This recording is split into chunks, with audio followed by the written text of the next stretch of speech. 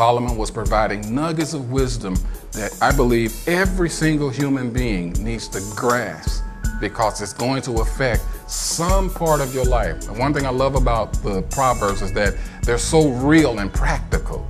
We're actually taking the time to go through this first chapter of Proverbs and look at what Solomon was actually dealing with and what he was talking to us about and how it affects our lives in very specific ways. I want to talk about course changes and shattered dreams really quick. Riddles come when God allows our plans to fail. Because when plans fail, it always means making changes because an expectation gets shattered.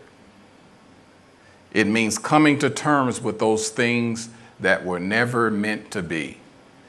This is kind of a challenging statement, especially for many that teach about the financial prosperity aspects of faith. I never deny that. It's absolutely true. It's there. It's in the Word. God desires for His people to be prosperous.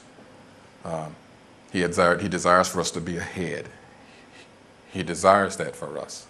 We can be very effective in the world when His people are wealthy and prosperous. I don't deny that. But what happens when we have plans that don't come through?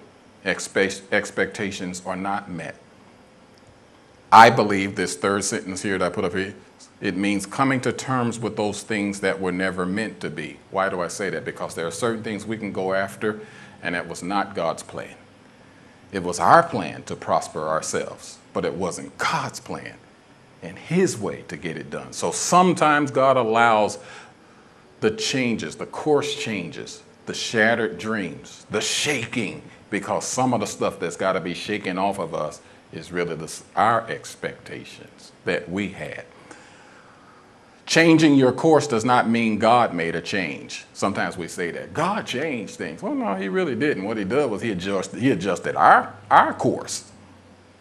He adjusted our path. We're being forced to face the fact that we've been going in the wrong direction. Anybody got a GPS? And sometimes, it gives you all these instructions, turn here, such and such, in a few feet and all that. But if you miss the turn, it'll go silent for a few seconds while it recalculates what you need to do to get back on course. God is the ultimate GPS.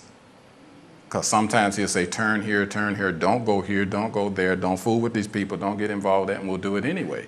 And so we have that moment of silence. God ain't speaking to me. I've been praying, but He ain't saying nothing. Yeah, it's that moment where he's recalculating and saying, now here is what you need to do. And it's amazing how you have those moments where it says, God's not speaking to me. It's saying, I pray. He's not, because you know what He's doing? He's waiting for you and me to come back to what He told you to do in the first place. I learned a real key thing.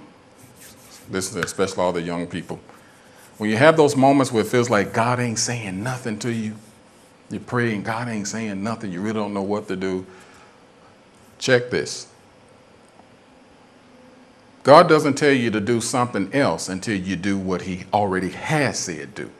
So when you come to those moments that you don't know what to do, then go back. What was the last thing He told me to do? You can always go back to that. I guarantee you. You can go back to, what's the last thing He told me to do? Because then you'll discover, oh, I haven't done that yet. No wonder He ain't saying nothing else, because the GPS is recalculating and saying, go back. Go back to the last thing I said do. And as soon as you do, we done had it happen to us so many times. As soon as you get back to what He said do, then it's all the heavens open up and I can hear clearly. It just happens, y'all. Go back to what was the last thing He said do.